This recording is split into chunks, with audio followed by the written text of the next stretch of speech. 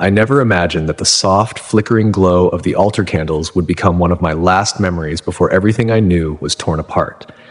That Sunday morning began just like any other, quiet, still. The distant chimes of the church bells floating on the air as I prepared for Mass. The smell of fresh incense lingered in the house, and my white cassock was neatly pressed, waiting for me on the edge of my bed. I was 15, an altar boy in a small, peaceful town. At that age, I felt like I was beginning to understand my faith, but I was still young enough to be awestruck by every Mass. It wasn't just routine for me, it was something sacred, a rhythm that pulsed through my very soul. Serving the liturgy had become a part of who I was. I loved the quiet before the service, the moment when the church was still and the scent of incense hung in the air, like a secret between the congregation and God. Father Miguel, who had always been a steady presence, would nod at me before the procession began, and in those moments I felt a closeness to God.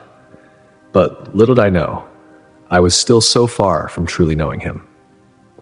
On that day, I was scheduled to serve the evening Mass. I spent the afternoon revising my Latin responses, reading scripture, and preparing with a quiet joy. It wasn't just duty, it was a love for the rituals, for the connection that each prayer brought. My mother had asked me to pick up some candles from the supply shop, just a short bike ride away. I didn't think much of it, just a routine errand, a quick task before the evening Mass. The sun was beginning to set as I pedaled down the familiar road, the town quiet, the streets empty. But somewhere between that familiar path and the unknown, something shifted. Time itself seemed to unravel. There's a strange sensation right before something life-changing happens. People say time slows down, but for me, it felt like time vanished entirely. One moment, I was focused on the evening's liturgy, lost in thought, and the next, there was a blaring noise, a sudden rush of something massive, violent, and fast. I didn't feel pain right away, just the sensation of being ripped from the earth, from everything solid and familiar. My ears rang, and my vision narrowed until everything was consumed by a profound silence. It wasn't the darkness of fear, but rather a deep, calm stillness, like the moment before a curtain rises in a theater. I wasn't aware of my body. There was no sensation of warmth or cold, no breath in my lungs, only an overwhelming presence of being. Slowly, the darkness gave way to light. Not a harsh, blinding light, but a gentle, gradual illumination, as if the veil between two worlds was being lifted just for me. The light didn't shine on me, it came through me. Every part of me, everything I had ever known, was drawn into something larger, something more real than I could have ever imagined. I couldn't describe where I was, or even if I was anywhere at all. There were no walls, no ground beneath my feet, but somehow I knew where I was. My soul recognized the place instantly. I had crossed over, and before I could even form a question, he was there. Jesus didn't appear in a burst of thunder or blinding light. His presence was the light. I felt him before I saw him, like the pull of gravity, deep and quiet but undeniable. And when I saw him, he was standing in what could only be described as everything and nothing at once. His eyes, oh his eyes, weren't just eyes. They were infinite wells of understanding, so deep, so full of ancient love that I felt undone simply by looking into them. I couldn't speak, there was no need. He already knew everything. My thoughts, my fears, my love for the church, my doubts, everything. He smiled. It wasn't a smile like we know it, a quick curving of lips. It was a smile that came from his entire being, from a place so pure and deep that it made me feel the weight of all the suffering in the world, and yet, somehow, there was peace. A peace so overwhelming, I wanted to fall to my knees and weep for how long I had lived without it. Before I could even ask where I was, he spoke. Not with a voice, but with a truth that filled every part of me. You are here for a reason. I wanted to stay in that moment forever. It felt like home, not the home I had known, but the true home I had been searching for all my life. But his voice, though gentle, carried an urgency, something unfinished, something calling me back. His presence reached out, not with a hand, but with an invitation that tugged at my very soul. Suddenly I felt the earth again, but it was different. I wasn't fully connected to it. It felt distant, like I was seeing it through layers of time. I saw faces, my mother crying, Father Miguel praying by my hospital bed. I saw my broken body, but not gone. And then he said something I'll never forget. "You must go back, but not before you know why I sent you here." I was stunned. Why me? I was just an altar boy, no saint, no scholar, just a boy trying to serve. But he didn't choose me because of my status or my knowledge. He chose me because I was willing to listen. And as he spoke, he began to reveal things to me, things about the church, about the world, about a man named Cardinal Luis Tagle. What he told me changed everything. It's the reason I'm sharing this story now. I never expected that crash to lead me to him, to a message that would shake the very foundation of the church. I didn't even realize I had left my body. There was no disconnect, just an unfamiliar stillness. I wasn't breathing, I wasn't blinking, but I was hyper-aware. I could feel everything and yet nothing at all. I was suspended between two dimensions, one filled with the noise and motion of life, and another, so still, so profoundly silent, that I felt like I had stepped into a space outside of time. There were no tunnels, no glowing paths, no angels with harps, just a deep, living brightness surrounding me, folding over me like the calmest sea. I could see, but not with my eyes. I could hear, but there were no sounds. The world I knew faded behind me, not with grief, but with a holy detachment. I wasn't afraid. In that first moment, I felt more peace than I had ever known in my life. It wasn't the peace that comes when a problem is solved. It was the peace that silences every voice inside you and fills the silence with presence. The light, it wasn't just brightness, it was alive. It pulsed, it breathed, and somehow it knew me better than I knew myself. I wasn't just in this place. I belonged here. All my fears, all my mistakes, everything I thought I had hidden from the world, it wasn't hidden here. But instead of judgment, I felt love. A love so fierce, so unstoppable, it made me want to weep with gratitude. Then I realized I wasn't alone. He didn't appear from a corner or descend from above. One moment, I was surrounded by light, and the next, the light became someone. Someone I knew without introduction. Someone whose presence had always been with me, in whispers, in prayers, in the stillness after communion. It was Jesus, but not like the pictures, not like the paintings. No robe or crown could capture him. He wasn't glowing with light, he was the light. Every molecule of his presence carried meaning, and every part of me understood it instantly. He didn't speak first, he didn't need to. Just being near him was enough to break open every guarded part of my heart. I knew he knew me, deeply, unflinchingly. I felt naked, but not in shame. Exposed, but safe. Seen, but loved, completely, unconditionally, impossibly loved. That love didn't excuse my failures, but it didn't condemn me either. It just saw me, and that was enough. I wanted to fall to my knees, but I had no knees. I wanted to cry, but I had no eyes. I was just a soul in the presence of the one who had breathed me into being. For the first time, I understood who I was. Not the altar boy, not the obedient son, but the soul he had made for himself. I don't know if seconds or centuries passed in that moment. It felt eternal, like we were standing outside of time. Finally, he spoke. And when he did, the universe fell silent. Not with sound, but with authority. His words weren't heard, they were received, felt in the deepest chambers of my soul. Your time is not over, but before you return, you must see what I have to show you. I didn't want to leave. That was the first thought that overwhelmed me. Not confusion, not questions, but reluctance. Why would I return to a world that felt so broken, so small? Here I was whole. But as I stood there, I realized something profound. Jesus didn't look at me with condemnation, but with the softness of someone who knew that obedience would cost me greatly. Still, he asked for it. And as he turned away, the light around us shifted. It was as if a great curtain had been drawn back, not just from the world, but from reality itself. I began to see things in a way I had never imagined. It wasn't just the earth as I knew it, but a living, beating heart. Prayers rose like vapor, and wars trembled in the spirit. Souls flickered like lights, some dim, some blazing. I could see confusion hanging over cities like a dense fog, while hope sparked like embers in every place where people knelt in prayer. It wasn't merely a vision, it was an education, a deep, life-changing one. Jesus stood beside me, silent. He didn't need to point, didn't need to explain. His very presence spoke louder than words. I didn't need context to understand. I just knew I was witnessing the world as heaven sees it, not through the lens of the media or history, but through eternity's eyes. I saw how every soul mattered, how every choice had weight. Each prayer echoed, each action was significant. And then he took me even closer, showing me the church, not as just a building or structure, but as the very body of Christ. I saw the suffering and the radiant glory of the church all at once. Some leaders stood strong, others faltered. I saw confusion within her walls, but there were also deep wells of grace.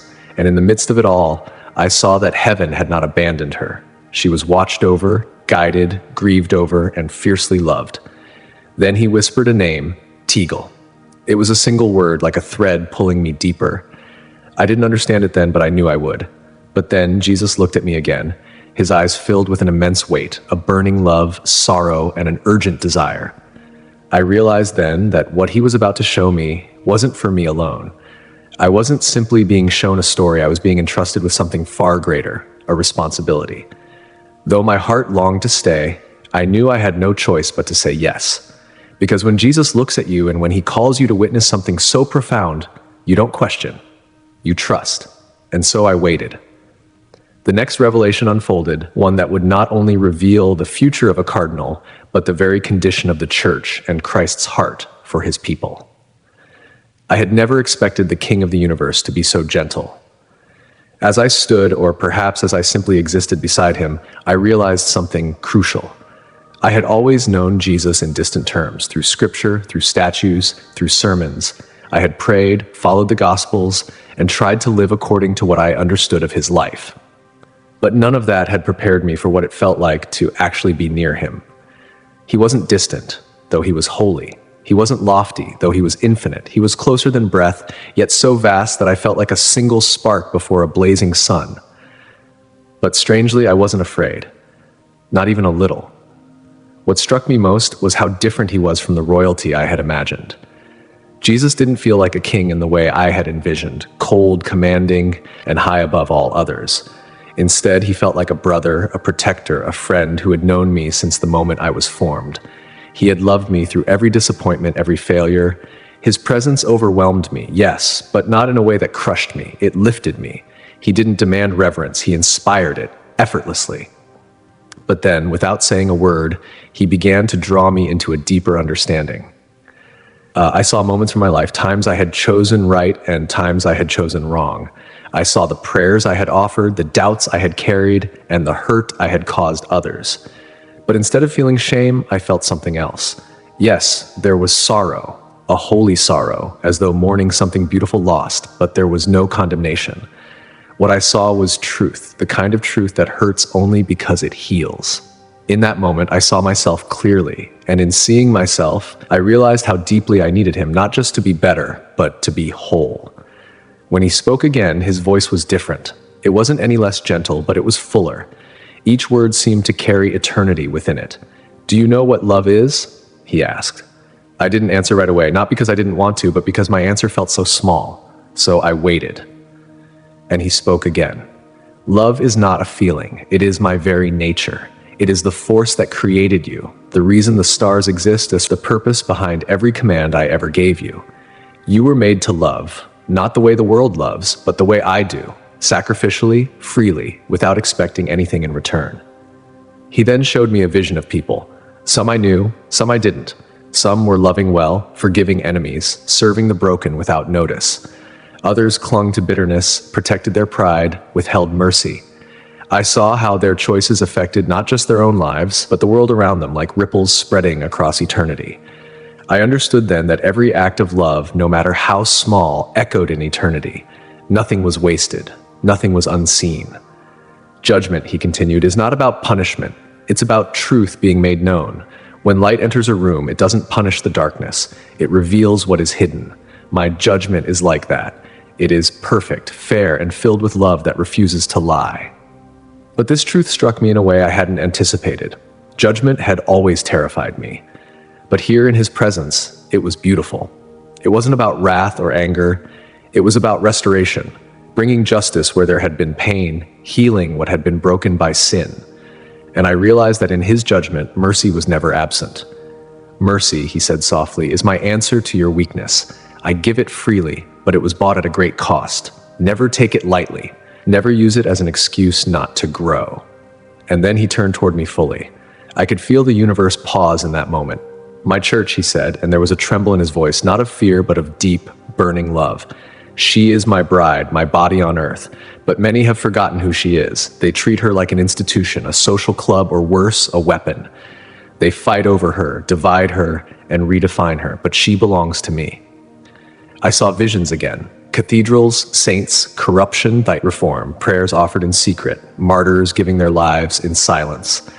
I saw the church in all her beauty and brokenness. But what I understood then was this: Jesus wasn't blind to her flaws. He saw every failure, every scandal, every betrayal, yet he loved her fiercely. She wasn't abandoned. She was held in the grip of his unyielding love.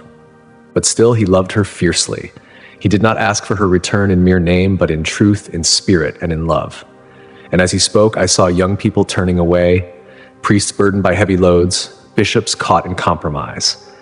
Yet in the midst of it all, there were lights, small, steady lights glowing in the darkness, people who still believed, who still followed. Their love for him was real, unwavering. And in that moment, I understood. The church was not dying. She was being pruned, refined, made ready for something greater. But then he grew quiet, his eyes fixed as if choosing his next words with great care. The silence hung heavy in the air, and when he spoke again, it was with a gravity that pulled at my very soul. "There is one I have placed my eye upon." His voice was soft, but there was a command in it that made every fiber of my being stand at attention. He turned his gaze, and though I saw no screen or image, I knew who he meant. The name entered my mind with sharp clarity. Cardinal Tagle. I blinked, or would have if I had eyes. I had heard of him, of course, a respected man in the church, humble, charismatic, in a quiet, unassuming way. But why would Jesus mention him? What was so significant about Cardinal Tagle that he would bring him up in a moment like this? Jesus didn't explain right away. Instead, he looked at me with a seriousness that seemed to pierce through the very core of my being. "There are times," he began, "when I raise up those who will carry my heart into places of power, not for their sake, but for my people." He paused, and I could feel the weight of his words pressing down on me. "But," he continued, "when I do, the world watches one way, but heaven watches another. Do not look only with your eyes, look with discernment, for much is being prepared, and many do not see it coming." His words lingered in the air, filled with meaning. I didn't fully grasp it then, but I felt it. Something was unfolding, something bigger than one man, one role, or even one church. And Cardinal Tagle, somehow he was a piece of it. Jesus placed what felt like a hand on my shoulder, though no hand was needed. It was the kind of touch that soothed and strengthened all at once. "You will understand more soon," he said quietly. "But remember this, the church is not led by chance. Heaven watches, heaven calls. And when the time is right, I place whom I choose." I didn't speak. I couldn't. My soul, however, whispered a simple response: "Yes, Lord." Because in that moment I understood. This was not just about me. It wasn't about a near-death experience or a fleeting glimpse beyond the veil. This was about something much deeper, a message, a warning, a preparation. And it had only just begun. Jesus didn't speak Cardinal Tagle's name lightly. I could feel that immediately. It wasn't a passing mention. It wasn't something said in curiosity or casual conversation. The way he said Cardinal Tagle was weighty, reverent, even protective. It was as though that name had been set apart, wrapped in something divine. And now I was being entrusted to understand why. My spirit stirred with a mix of awe and responsibility. I didn't know much about Cardinal Tagle. Not really. Just that he was a respected voice from the Philippines, soft-spoken, always smiling, known for his humility. But now, with Jesus standing beside me, his gaze fixed on something far deeper than headlines or public impressions, I began to see it. This wasn't just about a man. This one, Jesus said softly, has my heart. It was a simple statement, but it carried such thunder in the spirit that it felt as if the entire atmosphere around me paused. I understood beyond words that Jesus was not praising the cardinal the way men praise men. He wasn't interested in charisma or achievements. No, he was speaking of something deeper, alignment. Tagle's spirit, his posture of surrender, had aligned with something eternal. That alignment had drawn heaven's attention. He listens, Jesus continued, not just with ears, but with his life. And in that moment, I was shown glimpses, not visions, but soul-deep impressions. Moments of Cardinal Tagle's life, hidden prayers, tears offered in secret, decisions made in quiet obedience.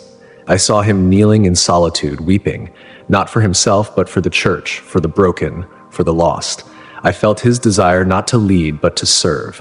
I knew then that this was a man who had not asked to be seen, but who heaven had seen anyway. "Watch and pray," Jesus said, looking at me with a calm but powerful gaze, "for those I am preparing." Cardinal Tagle wasn't the only one, I sensed, but he was one of them, chosen not because he was flawless, but because he had said yes, again and again, in places no one else could see. And in a time coming soon, that hidden yes would echo louder than any speech, any public act. It would become a signal, a call, a guiding voice in the middle of uncertainty. Jesus didn't reveal details. There were no timelines, no predictions of conclaves or succession, but I didn't need specifics. I could feel the gravity. The church was approaching something, a threshold, a moment of transition. And in moments like that, heaven watches with intensity while the earth looks for power. The world, Jesus said, will look to brilliance, strength, and strategy. But I look for hearts that burn with my love. Tagle is not perfect, but he is willing. And that is where I begin. The message wasn't about elevating a man.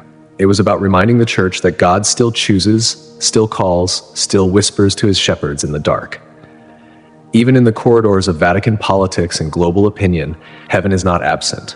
The Spirit still broods over the waters of the church, especially when the sea grows stormy. I could feel it then, the tension in the spiritual realm. Something was rising, pressing in, the passing of popes, the weariness of a divided world, the crisis of faith in so many hearts. All of it had created a space, a hunger, a need. And in that need, Jesus was not silent.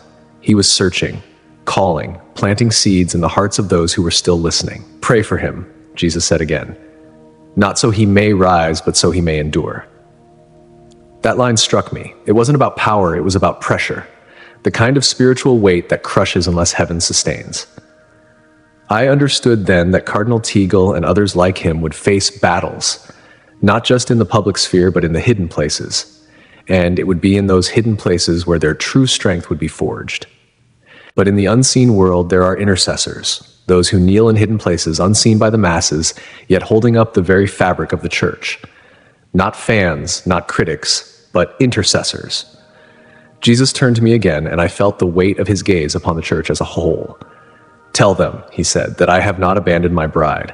I walk among her lampstands. I know her wounds, I see her faithfulness, I hear the prayers of her children, and I still lead." And then he became quiet. For a moment I stood there, deeply absorbed in the truth he had just spoken. The church may be broken, bleeding, limping, and even caught in arguments among herself, but she is still his. He still watches over her, especially now, especially in this time of transition, when the world is shifting, when men begin to speculate, vote, and maneuver. But beyond all of the debates and conclaves, there stands the quiet hand of the shepherd, sovereign but hidden. And he is still writing history through those who are willing to kneel. As I absorbed this revelation, I felt a subtle shift in my spirit, as though something had been planted deep within me. Not a command to control the events of the church, but a calling to watch, to pray, not just for individuals, but for all those who have said yes to shaping the future of the church from unseen places. And I knew this was not just for me. It was for all of us, because the eyes of heaven are not focused on thrones, robes, or votes. They are on hearts, hearts that love, listen, and follow the voice of the King, even when the world is not watching. Jesus paused again, and I could feel the atmosphere shift, not physically, but in the weight of what he was about to reveal. This time, he wasn't speaking about a man, but about something much more sacred, a role that was carved not just into history, but into the very bones of the spiritual world. The papacy, the throne of Peter. I had never thought about it this way before. As an altar boy, I had prayed for the Pope, mentioned his name during Mass, like we all did, but I had always seen him as a distant figure, someone important, yes, but more political than personal, a man dressed in white, far removed from the everyday struggles of the people. But in an instant, that perception was shattered. "Do you know what the papacy truly is?" Jesus asked, not accusingly, but gently, as if inviting me into a deeper understanding. Before I could even think to answer, he continued, "It is not merely an office, it is a gate. That word gate hung in the space between us. At first, I didn't understand, but then, through something deeper than mere visions, I knew. The Pope was not just a leader of millions, not just a man of influence or doctrine. He was a gate, a threshold, a spiritual watchman, the final line of defense between the sheep and the wolves. Not because he possessed power of his own, but because he was entrusted with the power of God himself. And that trust, Jesus added, comes with a burden that few can carry without being crushed. I saw images then, not of buildings or ceremonies, but of battlefields. The Pope was not a politician. He was a soldier, bruised, bleeding, standing firm in a storm that raged across both heaven and earth. Demonic forces pushed against him, angels stood guard behind him, and souls moved through him, some toward life, some toward deception. And I realized that this was not just about theology. This was war. Jesus spoke then of Pope Benedict, the one who had passed not long before. I felt a deep reverence in his voice, almost like mourning, but different. It was respect. Holy respect. Benedict, Jesus said, was a scholar of heaven, quiet, watchful, misunderstood by many. He had held back darkness in ways the world would never know. I saw Pope Benedict differently now. He had always seemed reserved to me, intellectual, distant. But now I saw the deep prayers he had offered, the fierce wrestling he had done in silence. His resignation, Jesus showed me, was not weakness. It was obedience, a surrender that made room for what was to come. Not all would understand it, but heaven had. Then Jesus spoke of Pope Francis. Many have judged him, he said, but few have seen him.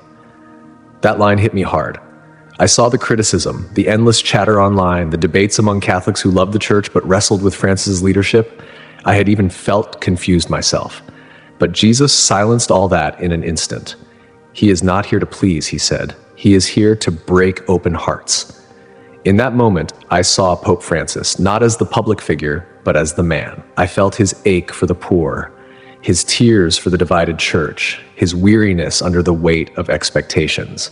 I saw him praying alone, begging for guidance, wrestling with the impossible tension between tradition and compassion.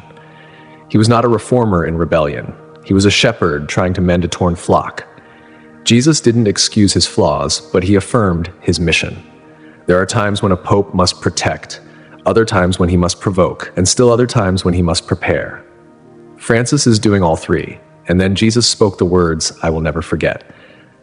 The church is in a war, not one of flesh and blood, but of kingdoms seen and unseen. The lines are being drawn. He showed me then, not with fear, but with sobering clarity, the reality of this spiritual war. It wasn't dramatic or cinematic. It was subtle, strategic, and everywhere.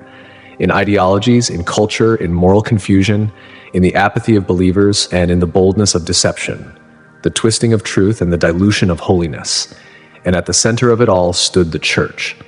This is why the Pope matters, Jesus said. Not for politics, not for headlines, but because when the shepherd stands firm, the wolves hesitate. And when he falls, many fall with him. I saw how every word the Pope speaks, every gesture, every silence, carries a spiritual weight far beyond what the media can ever report. I saw how heaven leans in when the Holy Father prays. I saw how demons react when he declares truth. I saw the ripple effect, priests emboldened or discouraged, nations stirred or silenced, depending on the courage of the one in white. But Jesus made it clear, the Pope is not a savior, he is a servant, a mere man. His strength must come from above or it won't come at all. The throne of Peter, Jesus explained, is built not on prestige, but on blood. I understood in that moment that every pope, in his own way, participates in Christ's suffering. He is not above the church, he is beneath her, carrying her, lifting her toward Christ. But when the world mocks or attacks, it is not the pope they strike. It is the shadow of the one he represents. The weight of these words settled deeply within me. But then Jesus grew quiet once again, and I could feel the urgency in the air. There was a battle underway more than just for the Vatican. It was for every believer, everywhere. But the time is short, Jesus said, his voice heavy with both love and warning. The noise will increase. Many will be confused, but my voice will remain. Tell them to listen, and more softly, tell them to pray for their shepherd. He is more than just a man. He is a hinge in the door of my church. In that instant, the scene around us began to shift, but I knew something important was coming. This was not just about what I had witnessed. It was about what was yet to come. Jesus looked at me with eyes that seemed to pierce through time itself, eyes that had seen every pope from Peter to the present. I could feel his gaze, not angry but solemn, tender, deeply invested in the church. And in that moment, I realized something profound. The question of who leads the church is not merely about elections. It's about reflection, about which soul best reflects the heart of Christ. And heaven's standard is nothing like the one we use here on earth. But Jesus didn't say this outright. He didn't reveal names or hint at elections or candidates. Instead, he showed me something far more important. Men look to stature, he began, but heaven looks to surrender. The world, he explained, searches for leaders with presence, intellect, and political savvy, people with charisma who inspire confidence. But none of these qualities, he said, are what qualify a man in God's eyes. The papacy is not a promotion, he told me. It's a crucifixion. It is not a reward for faithful service. It's a call to sacrificial suffering, suffering that bears not only the glory of the church, but also its wounds. He showed me then the core virtues that heaven values in a leader, not perfection, not brilliance, but something much deeper. The first was humility. The one who bends low, Jesus said, is the one I can lift up. I saw humility not as shyness or self-doubt, but as total dependence on God. A pope, Jesus explained, must lead from his knees, consulting heaven more than the headlines. He doesn't need to be seen, he simply needs to serve. He is one who weeps in private before correcting in public, one who knows he is dust but dares to walk in the footprints of Peter. But then, obedience. Even I obeyed, Jesus said, unto death. This hit me deeply. The next pope, or any leader worthy of heaven's approval, must obey not the trends, not the pressure, not even his own preferences, but the will of the Father. He must obey the truth, the scripture, and the sacred tradition that has been passed down from the apostles, even when it is misunderstood, even when it is hated. Especially then. Courage followed. Jesus showed me the immense pressure leaders in the church face, the threats, the manipulation, the spiritual assault that comes not only from the outside world, but from within the church itself. He showed me how easy it is for a pope to retreat, to seek safety in diplomacy instead of standing firm in the truth. But heaven requires courage, not the kind that shouts, but the kind that stands quietly, like Christ before Pilate, refusing to bend under the weight of evil. True courage, he said, is not the absence of fear. It is the choice to stand when others kneel to lies. But love, true love, was next. Not sentimental love, not vague compassion, but a ferocious holy love for souls. A love that sees every sinner, not as a threat to purity, but as a child to be rescued. A pope, Jesus said, must carry the ache of the Father for the lost. He must bleed internally for the brokenness of the world. He must love not just the faithful, but those who abandon the church, who mock her, who hate her. That kind of love cannot be faked. It must be born in suffering. Finally, suffering itself. This, Jesus said, is the secret no one wants to hear. The one fit to lead his church must be willing to suffer, not for appearances, but as a natural fruit of loving deeply in a world that resists love. He must suffer rejection, loneliness, slander, spiritual warfare. Much of it will be hidden, but none of it will be easy. But like Christ embraced the cross, so too must the Pope embrace the cross, accepting the suffering that comes with loving the world and leading the church. I saw then what heaven truly values, not credentials, but cruciformity, the shape of the cross imprinted on a life. When I choose a leader, Jesus said, I choose a lamb, not a lion. A lamb, one who hears the shepherd's voice and follows, even when it leads to Calvary. The throne of Peter, Jesus reminded me, is not made of gold in heaven's eyes. It is made of wood, rough and heavy, carried by a man who knows what it is to bleed for love. The titles we value, holiness, supreme pontiff, successor of Peter, mean little if the man bearing them does not reflect the Lamb who was slain. Heaven, Jesus said, values only one title, faithful servant and friend. Heaven is not impressed by fame or applause. Heaven sees the hidden fast, the silent tears, the midnight prayer offered for the people of God. Heaven crowns those who bleed love in secret. And then I saw faces, men the world might never suspect, simple priests, quiet bishops, even lay leaders, whose hearts were ablaze with purity and faith. These were the ones Jesus smiled upon. These were the ones he said he would draw his leaders from. But Jesus warned, there will be loud voices, voices that will speak of progress, preservation, innovation, and tradition. But those voices won't matter. What will matter is whether a man has the heart to carry the church with humility, obedience, courage, love, and the willingness to suffer. That is the kind of man heaven is looking for. And I realize the kind of man we all must pray for. But few will ever speak of holiness. Few will ever speak of me. Those words struck deep, cutting through all the noise of worldly expectations. He was right. We often find ourselves thinking that the next pope should represent a movement, a culture, or a region, as if heaven votes on maps. But heaven does not care about boundaries drawn on earth. Heaven chooses not based on geography or influence, but based on a soul's resemblance to Christ. It was a revelation so powerful, so humbling, that it shattered my shallow understanding of what Christianity truly means. The man who will lead my church next, Jesus said quietly, must be one who leads no one unless I lead him first. That moment, in the stillness of his voice, everything became clear. It all pointed to one fundamental question: who reflects Christ? Because this is Christ's church, his throne, and whoever sits upon it must disappear behind the face of the shepherd. This isn't about campaigns, popularity, or alliances. This is about heaven's call, and heaven is calling not for greatness, but for holiness. I hadn't understood just how far removed I had been from the essence of Christianity until I experienced, in a way I had never known before, what it meant to sit at the feet of Jesus. It wasn't a physical sitting, no bench, no hillside, but a profound presence that made every moment feel like a sacred lesson, unlike any classroom I had ever attended. Here, I wasn't asked to memorize answers or recite verses. No, Jesus wasn't giving me information, he was giving me himself. Jesus started with prayer. I had always thought of prayer as a set of words, a ritual, something you say before meals, before bed, or during Mass, the Our Father, the Hail Mary, the Rosary. These were all I had known as prayer. But Jesus shattered this illusion. Prayer is not words, he said. Prayer is union. These words struck me like a bolt of lightning. Prayer isn't about convincing God to act or collecting points for heaven. It's about alignment, relationship, union. It's how the soul breathes in the presence of its creator. Jesus showed me this not through grand miracles, but through intimacy. I witnessed the power of prayer in everyday moments. I saw a grandmother praying in the quiet of her living room, her whispered prayers holding back darkness in ways no one would ever comprehend. I saw a priest weeping in the sanctuary after Mass, not just praying with his lips, but with his very wounds. And I saw children praying with hearts pure enough to shake things in the spiritual realm, more powerful than any preacher shouting from the pulpit. But then something extraordinary happened. Jesus looked at me, and I could feel his prayers.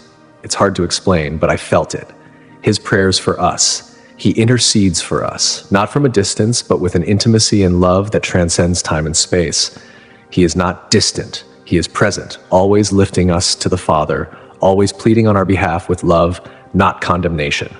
Teach them to pray, he said, not to speak more, but to listen better. And then he spoke of faith. Faith, he explained, is not blind. It sees more than the eyes could ever fathom. So often I had thought of faith as wishful thinking, hoping that God would do something, believing in something I couldn't prove. But Jesus showed me that faith is not just hope. It is trust, a supernatural knowing beyond reason, a certainty grounded not in outcomes, but in his character. Faith isn't about expecting things to go our way. It's about standing firm even when life doesn't make sense. It's about trusting that God is who he says he is, no matter the circumstances. I saw it in people who had faith, not because life was easy, but because they knew him. I saw a father who, despite losing his job, still tithed. I saw a woman diagnosed with terminal cancer, smiling because she knew heaven was near. I saw a Christian imprisoned for their faith, singing quietly in the dark, trusting God even as the world turned against him. This, Jesus said, is the faith that moves mountains, not because it is loud, but because it is rooted in me. Jesus reminded me of the ones who lead with that kind of faith. Pope Francis was one of them. When I saw him through Jesus' eyes, I saw a man carrying burdens too heavy to bear, leading not because of his strength, but because he is held by God. Francis leads by faith, not because he has all the answers, but because he is willing to ask the right questions. In a world filled with noise, he walks forward even when the path is foggy. That is faith. And then Jesus spoke of love. Love. His voice was slower, deeper. Every word felt like the heartbeat of heaven itself. Love, he said, is the only thing that remains. I had heard that phrase before, the greatest of these is love, but now it meant something entirely different. Jesus didn't speak of love in emotional terms, not romance, not affection. He spoke of love as the defining law of heaven, the very force that shaped the stars and held the universe together. Love is the reason he remained on the cross, the reason the Father still reaches for humanity.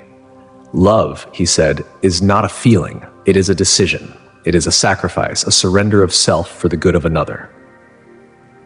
I saw that love in ordinary people, a nurse caring for an abandoned elder, a teenager defending a classmate from ridicule, a man forgiving the one who betrayed him. These small moments, seemingly insignificant in the eyes of the world, were like fireworks in the spiritual realm. Tell them, Jesus said, that love is not weak. It is the strongest thing that exists. I thought again of Pope Francis. His critics say he is too soft, too tolerant. But in Jesus' eyes, I saw that his love is not compromise. It is divine courage. The courage to love the poor, the marginalized, the forgotten, even when it is unpopular. To choose mercy in a world addicted to judgment. That is not weakness, that is strength. Jesus emphasized this: the future of the church depends not on louder voices or stricter rules, but on deeper love. Holiness without love becomes pride. Truth without love becomes a weapon. Faith without love becomes empty noise. Love, true love, must be chosen daily. As I absorbed all of this, I felt something change in me. It wasn't just emotional, it was foundational. I realized that without prayer, faith, and love at the center of my life, everything else was meaningless. Titles, roles, and traditions matter, but only as vessels for these eternal truths. Prayer is how we abide. Faith is how we move. Love is why we exist. And then Jesus looked at me once more, and there was something in his eyes, an ache, a plea, a fire. Return, he said, and remind them, not just what they believe, but how they live those beliefs. But why then did he place something so deep within my heart? Not an object, not a mission statement, but a living flame that burned with purpose. I could feel it, burning not with pain, but with a clarity I had never known. It was his love, vibrant, alive, and it ignited something within me, something I knew I had to carry back. For if the church forgets how to pray, how to trust, how to love, we lose everything. But if we remember, if we stand firm in the truth, even the gates of hell will not prevail. His love is the anchor that holds us, but the peace I felt was soon shattered, as if he wanted me to understand the urgency of what he was about to show me. His gaze turned, not colder, but more resolute. The love was still there, but it was tempered with sorrow, the kind you feel when someone knows what's coming, yet pleads for hearts to turn. His silence spoke volumes, a weighty message I couldn't ignore. I followed his gaze, and what I saw next broke my peace completely. It was the earth, but not as I knew it, not as a satellite image or a classroom globe. No, I saw it as layers, pulsating with light and shadow, spirit and substance intertwined like a living tapestry. Cities flickered, some ablaze with prayer and love, others dim, barely holding on like candles at the brink of extinction. Nations glowed with spiritual warmth, but others were frozen. Frozen in pride, in deception, in despair. These weren't just political divisions, they were spiritual climates of the soul. And I understood. The real crisis wasn't what we argued about on the news or online. It wasn't even about policies or parties. No, the real crisis was deeper, invisible to the eye, but catastrophic to the soul. Humanity wasn't just sick in its politics or morals, it was sick at its core. Spiritually sick. And I saw it. I saw how we had drifted. How nations that once stood firm in faith were now slipping into confusion, not because the people were evil, but because they had become disconnected. Disconnected from the truth, from love, from God. And without that connection, we were lost. It was like a tree trying to stand tall without its roots, beautiful for a moment, but inevitably collapsing. Hearts had grown cold. Cold not from rebellion, but from exhaustion, from hurt, from betrayal, from false promises, broken institutions, and misguided leaders. And in that coldness, in that pain, people began to close their hearts, not just to religion, but to love, to truth, to each other. I saw it everywhere, in families, in communities, in churches. People surrounded by others, but still alone, scrolling endlessly through life, speaking loudly but never connecting. This, he said, is what happens when I am replaced, and I saw it. I saw the wars, not just with bombs and tanks, but quieter ones. Ideological wars, cultural wars, spiritual wars, families torn apart over beliefs, churches split over power, friends turning on each other. And behind it all, there were shadows, demonic forces feeding on the brokenness, exploiting wounds, stirring pride, encouraging bitterness. But it wasn't about fear. No, it wasn't a horror show. It was sobering.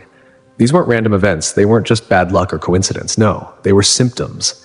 Symptoms of a world that had cut itself off from its creator. Anxiety rising, depression spreading, addictions tightening their grip, loneliness growing like a second pandemic. These weren't just mental health problems. They were spiritual cries. When people forget me, he said, they forget who they are. And I saw it. The loss of faith wasn't just about losing religion. It was about losing identity, losing purpose, losing meaning. Without God, life becomes a chase, a scramble for likes, attention, money, status, a chase with no finish line. And underneath it all, there's a gnawing emptiness that no pleasure can fill. I saw young people, lost, raised without a sense of eternal purpose, taught that faith is just a fairy tale, that the soul doesn't exist, that truth is just whatever you feel in the moment. And I saw how this lie was destroying them, robbing them of hope, convincing them their lives were accidents, their pain meaningless, their deaths final. It was unbearable, and yet it's real. It is real. But even in the midst of this, I saw lights. Not many, but real lights. People praying in hidden places, young hearts on fire for the gospel, families standing strong, faithful against all odds, ordinary believers choosing forgiveness over revenge, humility over pride, service over ambition. These were like stars in the night sky, small but defiant, pushing back the darkness. These, he said, are my remnant, and through them I will move again. I wanted to fall to my knees. I felt the weight of it all. The world isn't just in trouble.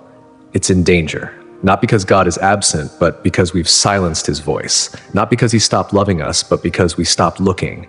And then the words rose up within me, deep, powerful, undeniable, not from fear, but from truth.